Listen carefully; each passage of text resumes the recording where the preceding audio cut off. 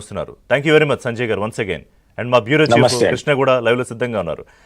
సంజయ్ గారు, నమస్తే అండి. ఆపరేషన్ చెప్పండి. అంతకన్నా ముందు ఫహద్ 1 అండ్ ఫహద్ 2 ఈ రెండు మిసైల్స్ ఫతేహ్ 1 అండ్ ఫతేహ్ 2 ఈ మిసైల్స్ ప్రయోగించారు. దాన్ని సక్సెస్ఫుల్ గా ఇంటర్సెప్ట్ చేయగలిగాం మనం. ప్రస్తుతం వస్తున్న అప్డేట్ ఏంటంటే నేషనల్ కమాండ్ అథారిటీని చీఫ్ని పిలిపించుకున్నారు. పాకిస్తాన్ ప్రధాని షెహబాజ్ షరీఫ్ ఎక్కడో ఉన్నారు కదా, ఆయన ఒక చోట ఏదో బంకర్లోనో లేకపోతే ఏదో సేఫ్ హౌస్లోనో. అలాగే నవాజ్ షరీఫ్ కూడా పిక్చర్లోకి వచ్చి తన సోదరుడికి చెప్తున్నారని చెప్పి కూడా వస్తున్నాయి. ఇంకా మనం కనుక వెనక్కి తగ్గకపోతే ఎటువంటి ప్రమాదం జరుగుతుందో ఊహించలేము అని. ఎందుకంటే ఆయనకు కొంత అవగాహన ఉంది కదా భారత్ శక్తి మీద. మరి షెహబాజ్ షరీఫ్ ఉందో లేదో.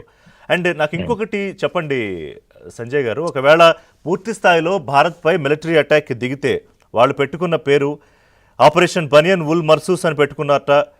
ఖురాన్ నుంచి తీసుకున్న పదజాలం ఇది. ఒకవేళ మిలిటరీ అటాక్కి కనుక దిగితే పాకిస్తాన్ చరిత్రలోనే అతిపెద్ద తప్పు చేసినట్టే అవుతుందా? ఖచ్చితంగా అండి. అంటే గత కొద్ది రోజులుగా మనం చూస్తున్నాం, 2-3 రోజులుగా మన ఎయిర్ డిఫెన్స్ సిస్టమ్ అద్భుతంగా పనిచేస్తోందండి. ప్రస్తుతానికి కొన్ని వందల డ్రోన్స్ పంపించిన అన్నిటినీ మనం పడేయగలుగుతున్నాము. అట్ ది సేమ్ టైం పెద్ద పెద్ద మిజైల్స్ ని వాళ్ళు పంపించిన అవి టార్గెట్ చేయగలుగుతున్నామండి. నిన్న మనం చూసాం, అంటే ఇవాళ తెల్లారుజామున మనం చూసాము, వాళ్ళు ఫతేహ్ 2 సిరీస్ లో, అంటే ఫతేహ్ 2 నా ఫతేహ్ 3 పంపించారా తెలియదు కానీ ఆ ఫతేహ్ సిరీస్ లో ఒక మిజైల్ మన రాజధాని అయినటువంటి ఢిల్లీ మీద టార్గెట్ చేయడానికి పంపించారు. పంపిస్తే దాన్ని హిర్సా హర్యానాలో మన వాళ్ళు షూట్ డౌన్ చేయడం జరిగింది. అంటే ఆ స్కేల్ ఆఫ్ ఎక్స్ప్లోజన్ చూస్తే ఆకాశంలో మీకు తెలుస్తుంది ఒక పెద్ద వార్ హెడ్ తో ఢిల్లీ మీదకి వెళ్ళింది అని. కానీ దాన్ని కూల్చేయగలిగాం మనం. ఫోటోగ్రాఫ్స్ అవి చూసాం, పెద్ద ఎత్తున చాలా పెద్ద వార్ హెడ్ తో వాళ్ళు పంపించడం జరిగింది. ఇంత మనం ఫస్ట్ నుంచి చెప్పింది ఏమిటంటే ఉగ్రవాద స్థావరాలని మేము టార్గెట్ చేస్తున్నామని.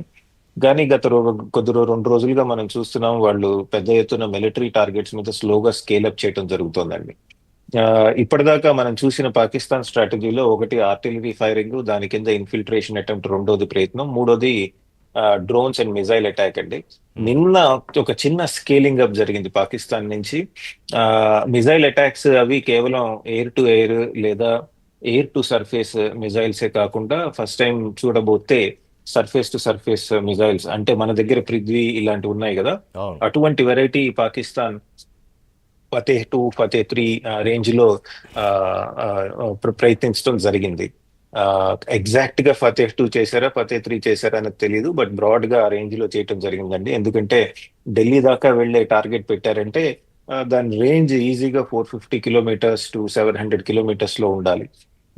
సో కాబట్టి పెద్ద నిన్న అంటే డెన్సిటీ కాకపోయినా వాడిన మిజైల్ తో ఒక కొత్త కోణాన్ని పాకిస్తాన్ ఎక్స్ప్లోర్ చేయడానికి ట్రై చేస్తోంది. నేను అనుకోవటం మన వాళ్ళు కూడా ఇంకా ఆగరు.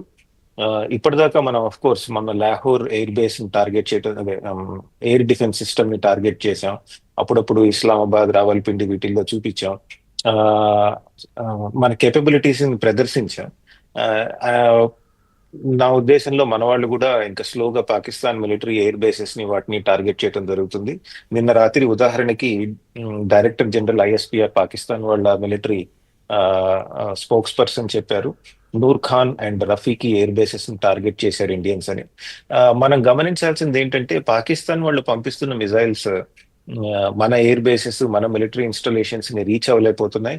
కానీ మన వాళ్ళు అవలీలగా అవతల ఎయిర్ బేసెస్ ని వాటిని టార్గెట్ చేయడం జరుగుతోంది. విచ్ అగైన్ ప్రూవ్స్ మన ఎయిర్ డిఫెన్స్ ఏదైతే ఉందో చాలా గట్టిగా పనిచేస్తుందని చెప్పుకోవాలండి. ఇంకొక పాయింట్ ఇక్కడ మనం గమనించాల్సింది ఏంటంటే మన నిన్న జరిగిన మన ప్రెస్ బ్రీఫింగ్ లో మన military spokesperson Sofiya Qureshi